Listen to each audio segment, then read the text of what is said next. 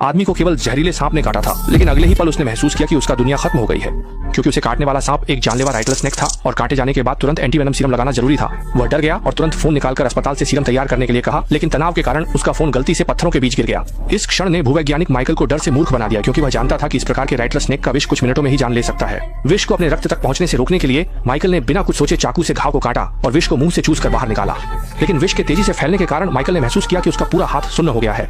यह महसूस करके कि वह अब सांप के विष का शिकार हो गया है, माइकल तेजी से झोपड़ी की ओर दौड़ पड़ा। अंततः उसने पूरी ताकत से दौड़कर वापस आ गया। इस समय वह बहुत प्यासा था, लेकिन एक गिलास पानी पीने के बाद उसने महसूस किया कि उसकी प्यास और बढ़ गई है। वह प्रतिक्रिया करने से पहले ही उसकी चेतना धीरे धीरे धुंधली होने लगी।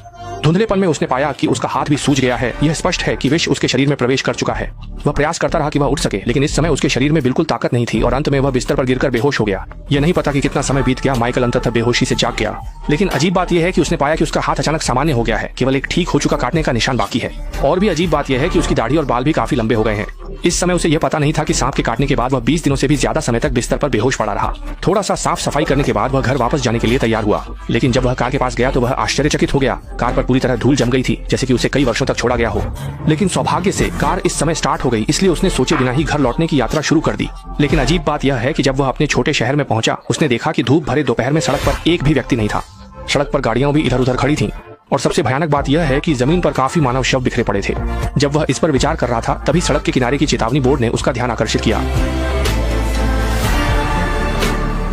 असामान्य स्थिति महसूस करने के बाद माइकल ने तुरंत गैस पर दबाव डाला और घर की ओर चला गया। जब उसने कार के रेडियो को चालू किया तो उसने पाया कि सांप के काटे जाने के बाद दुनिया में एक बड़ी घटना घट गई थी। दुनिया में एक अत्यधिक संक्रामक अज्ञात वायरस का प्रकोप हुआ था, जिससे 99% मानव संक्रमित हो गए और मर गए। रेडियो में बार बार लोगों से घर में रहने की सलाह दी जा रही थी। मां के खतरे में होने की संभावना के बारे में सोचकर माइकल तुरंत घर की ओर तेजी से चला गया। लेकिन जब उसने घर का दरवाजा धक्का देकर खोला तो उसने पाया कि घर में कोई हलचल नहीं थी। जब उसने देखा कि मेज पर रखा भोजन पहले ही सड़ चुका था, एक अशुभ भावना अचानक उभर आई। वह जल्दी से अपने माता पिता के बेडरूम की ओर बढ़ा और अचानक एक सड़ी गंध उसके सामने आ गई। बिस्तर पर लेटा व्यक्ति उसका पिता ही था। जब माइकल इस पर अत्यधिक दुखी हो रहा था, उसने देखा कि उसकी मां भी बाथरूम में गिर गई थी। हालांकि मां का शरीर सड़ा नहीं था, लेकिन जमीन पर पड़ी दवाओं ने पुष्टि की कि मां ने आत्महत्या के लिए दवा खा ली थी। केवल 20 से अधिक दिनों की अनुपस्थिति में उसके माता पिता इस दुनिया को छोड़ गए थे। माइकल का दिल तुरंत बुझ गया। पूरे दोपहर तक रोने के बाद उसने यह भी महसूस किया कि तथ्य को बदला नहीं जा सकता, इसलिए वह आंगन में गड्ढा खोदने लगा ताकि अपने माता पिता के लिए आखिरी बार अपनी संतान धर्म निभा सके। इस प्रकार माइकल ने भारी मन से दोनों बुजुर्गों को दफनाया और अंतिम विदाई दी।